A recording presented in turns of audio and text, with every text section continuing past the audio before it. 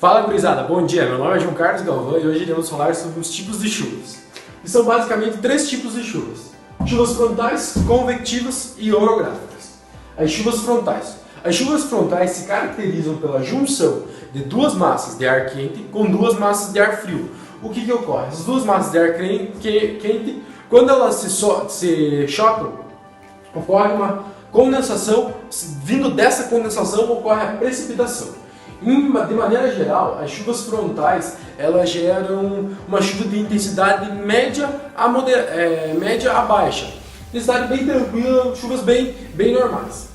Chuvas convectivas. As chuvas convectivas se caracterizam pelas massas de ar quente que levam um vapor muito quente até as massas mais frias da atmosfera, gerando assim então uma alta intensidade de uma precipitação muito forte. O que ocorre são chuvas de intensidade muito alta, com ocorrência de até raios, relâmpagos e várias descargas elétricas.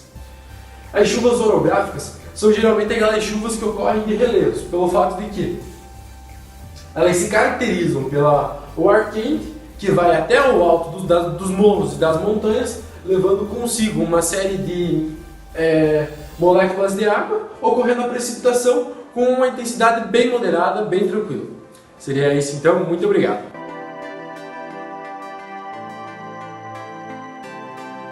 Para o granizo seja formado, é necessário calor e alta umidade, que geram aquelas nuvens escuras e de grande altitude, que chegam até 12 km de altitude, chamada também de cumulonimbus.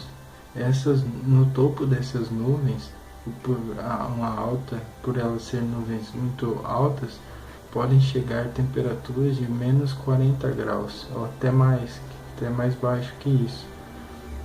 E dentro dessas nuvens tem correntes muito fortes de ar subindo e descendo.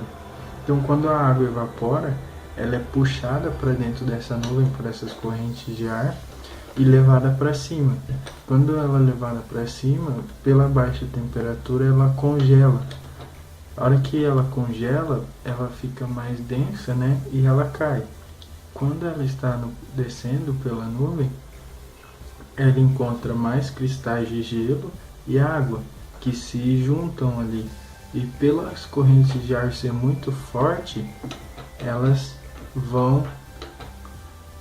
voltam para cima e congelam novamente. E esse processo pode ser repetido até 3, 4, 5 vezes.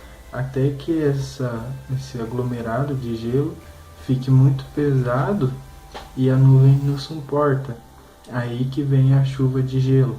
Bom, e basicamente o granizo é a água que entra na nuvem, ela sobe e no topo da nuvem, por ter baixa temperatura, ela cai.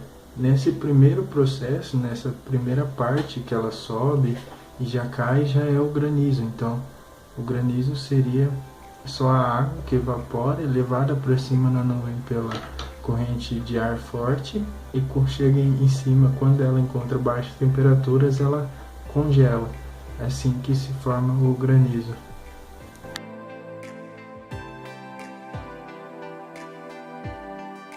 São descargas elétricas geradas pelo acúmulo de energia na nuvem. Bom, dentro da nuvem há várias partículas de água e cristais de gelo e elas se atritam, gerando trocas de cargas. Bom, com esse atrito, cargas negativas se acumulam na parte de baixo da nuvem e cargas positivas na parte de cima. Bom, a nuvem aí vai como se fosse uma pilha, né? Vai se tornando polarizada aí. Então, cargas negativas na parte de baixo e cargas positivas na parte de cima. E o ar, conforme o acúmulo dessa energia, o ar funciona, no caso aí, como um isolante, né? Não deixando ocorrer essa troca de energia com o solo, né? Mas quando o acúmulo de energia é muito, a nuvem acaba ionizando o ar e transforma em um condutor ao invés do isolante.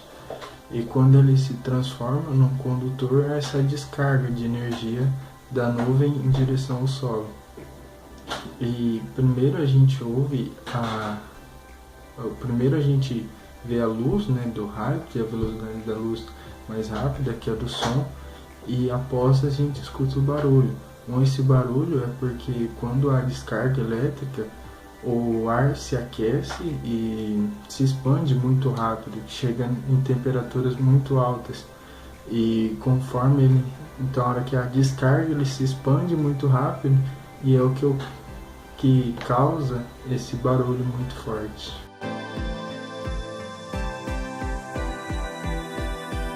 Falar sobre um pouco o que são frentes frias e como que ela ocasiona as chuvas.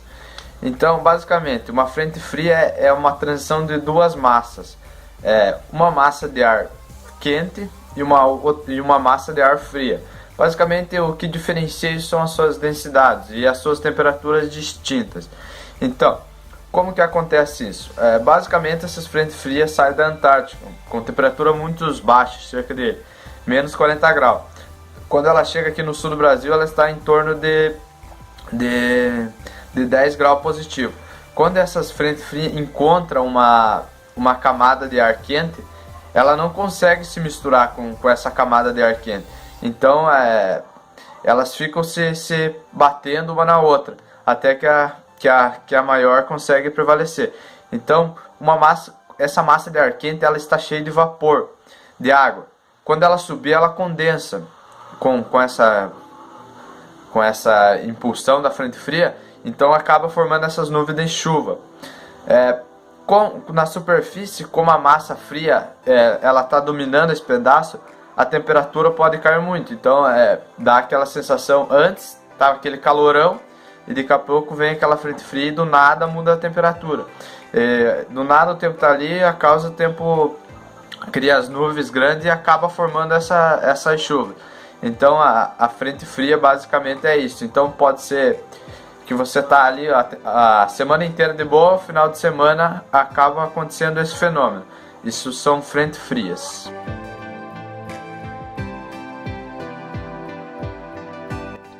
A medida usada para calcular a chuva é milímetros por metro quadrado, onde 1 milímetro equivale a 1 litro de água por metro quadrado.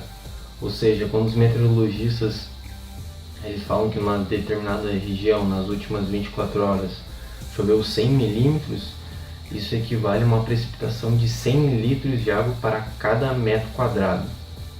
Essa medida ela é dada pelos pluviômetros, que eles ficam espalhados por vários pontos da cidade. Esses pluviômetros eles indicam o quanto choveu naquela região. E é uma medida subjetiva, ou seja, a chuva ela não cai de forma regular na mesma cidade. Por isso, um exemplo que num bairro pode ter chovido 20 milímetros de água, em outro bairro nem teve ocorrência de chuvas. Por isso, esses pluviômetros eles ficam espalhados. Já para saber se nessa região choveu mais ou menos, os climatologistas eles contam com os dados da média histórica ou climatológica da região. Eles fazem um cálculo por mês, se naquele mês o quanto choveu e se choveu acima ou abaixo da média daquela região. Eles têm como parâmetro assim, e daí eles têm como parâmetro para fazer essa comparação e dizer se choveu mais ou menos que o normal.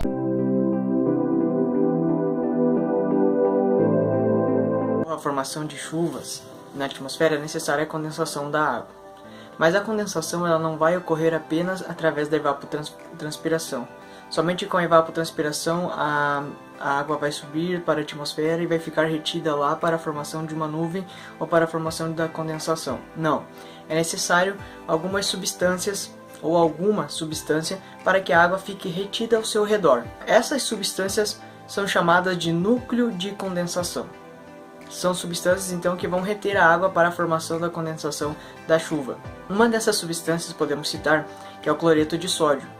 cloreto de sódio ele é muito encontrado nas regiões mais marítimas ou regiões costeiras, principalmente por conta do oceano conter esta substância, que é o cloreto de sódio, então essa evaporação ocorre e ele vai até a atmosfera.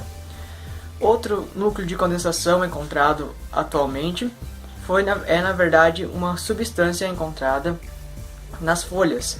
Esta substância encontrada nas folhas é o 2-metiltritol. O 2-metiltritol é uma espécie de álcool que é liberado, essa substância é liberada nas folhas das árvores. Podemos citar na região amazônica, que é muito liberada principalmente responsável pelas formações de chuva na Amazônia. Através da irradiação solar nas folhas de árvores da Amazônia, ocorre então a liberação do 2-metiltritol, que vai ser mais um tipo de núcleo de condensação.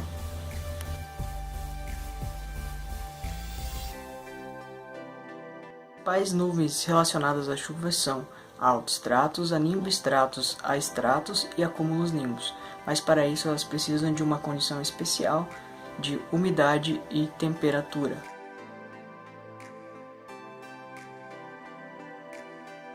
A estratos é uma nuvem cinzenta, ela provoca chuvisco. Ela também pode tapar totalmente a radiação solar ou a luz do sol para chegar até a Terra. O tipo de nuvem que causa chuva é a nimbostratus, de altura média, de cor geralmente cinzenta para mais escura. Ela vai causar um tipo de chuvas mais intermitentes.